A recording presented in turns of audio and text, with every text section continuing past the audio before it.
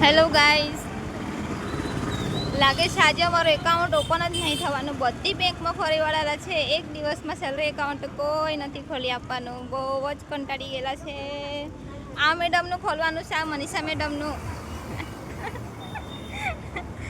એકદમ ખતરનાક એમ. ત્યારે બધી ICICI bank, IDBI bank, federal bank, Fino bank, HDFC bank, SBI bank, bank of India, Baroda, બધી જ બેંકમાં ફરી વળેલા છે.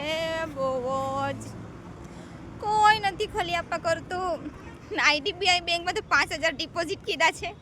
આટલા બધા ડિપોઝિટ કે કોઈ ભરાવતું હોય કે તે જ ને. સાચે જ કે 5,000 ડિપોઝિટ કોણ ભરે? તે બી ફર્સ્ટ સેલરી એકાઉન્ટ ખોલવા માટે. એ લોકો કહે છે કે એ બી તમારા જ પૈસા છે, પણ તે કે 5,000 સ્ટાર્ટિંગમાં આટલા બધા પૈસા ને ત્યારે કે ઝીરો બેલેન્સમાં કોઈ ખાતું ખોલાવે કે નહીં? આ અનુપમ માર્કેટમાં આવેલા છે અમે. બહુ બધી બેંક છે, બધી બેંકમાં ફરી વળેલા છે. આ બધી મારી ફ્રેન્ડ લોકો જાય છે. આ મેડમનું ખાતું ખોલવાનું છે.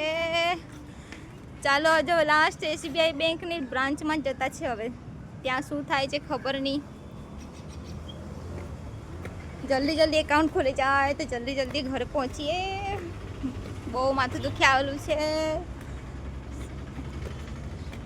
આજનો દિવસ બહુ નથી સારો. ખબર નહીં કેવી રીતે આજે શું વિચારીને આજે દિવસ નીકળ્યો છે એ જ નહીં સમજ પડતી. આખો દિવસ ફરતા ફરતા જ નીકળી જવાનો છે. ચાલો હવે લાસ્ટ ટ્રાય મારીએ. એસબીઆઈ બેંકમાં જઈએ, ટ્રાય કરી જોઈએ.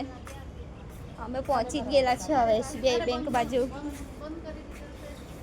ચાલો. એન્ડ અહીંયા આવીને એક બિગ ન્યૂઝ મળેલી છે, બેડ ન્યૂઝ, કે એસબીઆઈ બેંક તો બંધ છે. એટલે હવે તો અમારે ઘરે જ જવું પડશે. આ કે શટર ડાઉન છે. ગઈ વાત. ચાલો, બેંક ઓફ ઇન્ડિયા બી કંઈ નથી ના, કે સ્થળ બદલાઈ ગયું છે એસબીઆઈ બેંકનું. આ ચાલો, આજે તો એકાઉન્ટ નહીં ખોલવાનું ફ્રેન્ડ.